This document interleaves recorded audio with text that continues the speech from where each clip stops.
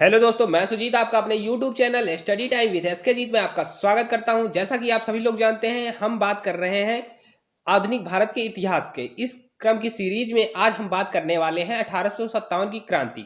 इससे जितने भी प्रश्न बन सकते हैं या बने हैं या बनने की संभावना है, उन सभी को प्रश्नों को इनमें लिया गया है। तो आशा करते हैं यह वीडियो आपको पसंद आएगा। यदि वीडियो पसंद आए तो वीडियो को ज़्यादा से ज़्यादा शेयर करिएगा। आओ शुरू करते हैं आज का पहला प्रश्न। आज का पहला प्रश्न है 1857 ईस्वी की क्रांति को सर्वप्रथम कहां से प्रारंभ हुई थी। 1857 की क्रांति सर्वप्रथम कहां से प्रारंभ हुई थी? तो यह मेरठ से प्रारंभ हुई थी। अगला है 1857 की क्रांति किस तिथि को प्रारंभ हुई थी? तो यह तिथि जरूर याद रखिएगा, 10 मई 1857 को 1857 की क्रांति का प्रारंभ हुआ था। अगला प्रश्न है, आप लोग चैनल पे मत जाइएगा कि चैनल छोटा है। इसमें जो कंटेंट आपको दिया जा रहा है वो 1 नंबर का है, वो एनसीईआरटी का निचोड़ ही आपको दिया जा रहा है। तो आप लोग बिना किसी संकोच को बेधड़क इसको पढ़िए और हो सके तो जल्दी ही रिवीजन करिएगा। इससे जो भी प्रश्न बनेगा आपके एग्जाम में जरूर इस चैप्टर से बनेगा, तो इसमें से जरूर आएगा। तो आप लोग पूरी ईमानदारी से पूरा वीडियो देखिए। आओ चलते हैं अगले प्रश्न की ओर। आज का अगला प्रश्न है, मंगल पांडे किस रेजिमेंट के सिपाही थे? तो 34वें रेजिमेंट के सिपाही थे। अगला प्रश्न है, मंगल पांडे ने किस स्थान पर विद्रोह किया? तो उन्होंने किया था बैरकपुर में। बैरकपुर कहाँ पड़ता है? तो यह आपका पश्चिम बंगाल में पड़ता है। अगला प्रश्न है, 1857 की स्वाधीनता संग्राम का प्रतीक क्या था? तो 1857 की जो क्रांति हुई थी उसका प्रतीक था कमल और रोटी। अगला प्रश्न है, 1857 के विद्रोह का तत्कालीन कारण क्या था? तो एनफील्ड राइफल में चर्बी वाले कारतूसों का प्रयोग 1857 की क्रांति का तत्कालीन कारण था। इससे पीछे के वीडियो को जिन्होंने नहीं देखा जाके वो देख सकते हैं। अगला प्रश्न है, 1857 ईस्वी के विद्रोह के समय भारत का गवर्नर जनरल कौन था? तो उस समय गवर्नर जनरल था केनिंग। कौन था? केनिंग। अगला प्रश्न है आपका, 1857 के विद्रोह के समय ब्रिटिश प्रधानमंत्री कौन था? तो उस समय ब्रिटिश प्रधानमंत्री था पाम स्टर्न। अगला है, 1857 की स्वतंत्रता संग्राम से संबंधित पहली घटना कौन सी थी? तो पहली घटना जो घटित हुई थी वो सैनिकों का दिल्ली के लाल किले पे पहुंचना, यह सर्वप्रथम घटना घटित हुई थी। 1857 के विद्रोह में भाग लेने वाले सर्वाधिक सैनिक किस राज्य या क्षेत्र से थे? तो ये अवध हो जाएगा। इसे विशेष तौर पर ध्यान रखिएगा। 1857 के विद्रोह में भाग लेने वाले सर्वाधिक सैनिक अवध के थे। अगला है, 1857 ईस्वी में किसने इलाहाबाद को आपातकालीन मुख्यालय बनाया था? तो लॉर्ड केनिंग ने 1857 ईस्वी को इलाहाबाद को आपातकालीन मुख्यालय बनाया था। अगला प्रश्न है, 1857 के विद्रोह का असफल होने का कारण क्या था? तो इसका मुख्य कारण था केंद्रीय संगठन की कमी। संगठन में कमी थी, सुनियोजित रणनीति का अभाव। अगला है, 1857 ईस्वी के स्वाधीनता संघर्ष में प्रमुख भूमिका निभाने वाली रानी लक्ष्मीबाई का जन्म कहाँ हुआ था? तो रानी लक्ष्मीबाई का जन्म हुआ था वाराणसी में। अगला है, रानी लक्ष्मीबाई को अंतिम युद्ध में किसने पराजित किया? तो कैप्टन ह्यू रोज ने रानी लक्ष्मीबाई को अंतिम युद्ध में पराजित किया। अगला है, फैजाबाद से विद्रोह कर रहे किस क्रांतिकारी को पकड़ने के लिए अंग्रेजों ने 50,000 का इनाम रखा? तो मौलवी अहमद उल्लाह को पकड़वाने के लिए 50,000 का इनाम रखा गया था। अगला प्रश्न है, कानपुर से विद्रोह का नेतृत्व कर रहे नाना साहब ने किसे अपना सेनापति नियुक्त किया? तो तात्या टोपे को कानपुर के विद्रोह का नेतृत्व कर रहे नाना साहब ने अपना सेनापति नियुक्त किया। अगला प्रश्न है, तात्या टोपे का नाम क्या था? तो रामचंद्र पांडुरंग। अगला प्रश्न, 1857 के विद्रोह के दौरान मुगल बादशाह बहादुर शाह जफर ने किसे अपना सेनापति नियुक्त किया? तो बख्त खां को बहादुर शाह जफर ने अपना सेनापति नियुक्त किया था। किसे? बख्त खां को। अगला है, दिल्ली से 1857 की क्रांति का नेता कौन था? तो दिल्ली से 1857 की क्रांति का नेता बहादुर शाह द्वितीय व बख्त खां थे। अगला प्रश्न है, बख्त खां सेना की कमान को संभालता था, यानी कि सेनापति था। अगला प्रश्न है, दिल्ली की क्रांति का दमन किसने किया? तो दिल्ली की जो क्रांति हुई इसका दमन किया निकलसन और हडसन ने। अगला प्रश्न है, लखनऊ में 1857 की क्रांति का नेता कौन था? तो लखनऊ से थी बेगम हजरत महल और विरजिस कादिर। ये लखनऊ से नेतृत्व कर रही थी। अगला प्रश्न है, लखनऊ के विद्रोह का दमन किसने किया? तो कॉलिन कैंपबेल ने। कॉलिन कैंपबेल, याद रखिएगा, कॉलिन कैंपबेल ने ही कानपुर के विद्रोह का भी दमन किया था। तो लखनऊ के विद्रोह का दमन किसने किया? कॉलिन कैंपबेल ने। झांसी ग्वालियर से 1857 ईस्वी की क्रांति का नेता कौन था? तो रानी लक्ष्मीबाई और तात्या टोपे थे। अगला प्रश्न है, झांसी की क्रांति का दमन किस अंग्रेज शासक ने किया?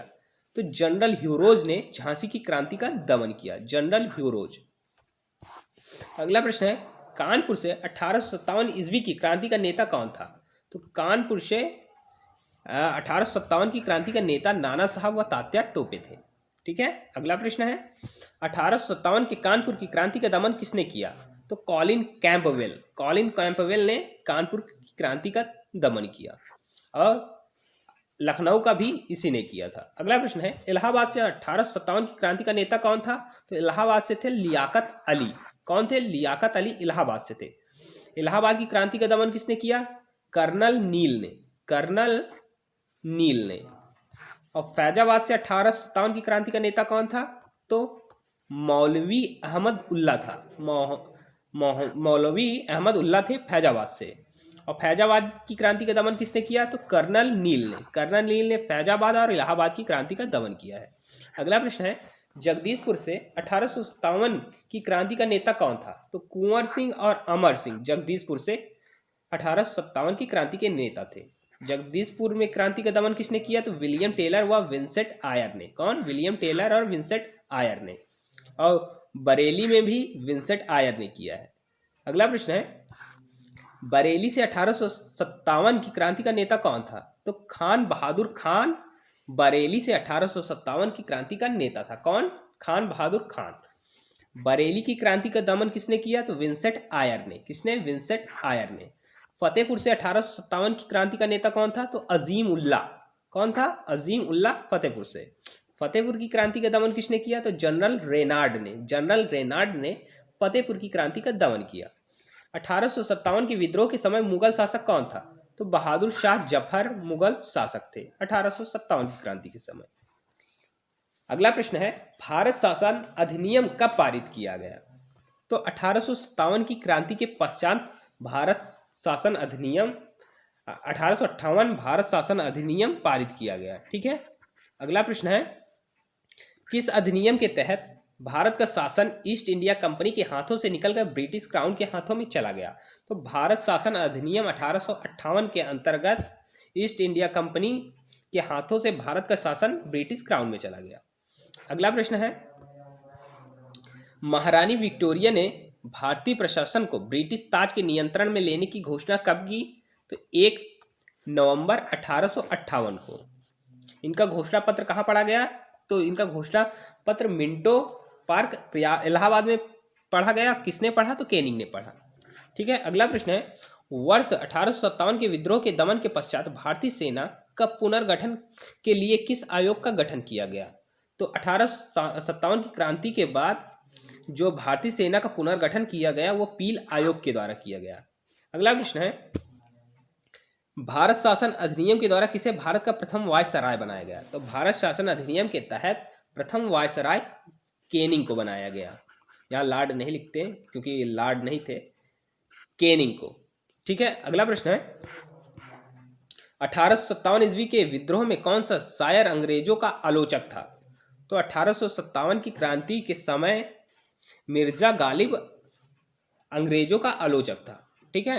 अगला प्रश्न है, 1857 के विद्रोह में किसकी तटस्थता नहीं थी? तो शिक्षित वर्ग और जमींदारों की तटस्थता नहीं थी 1857 की विद्रोह में।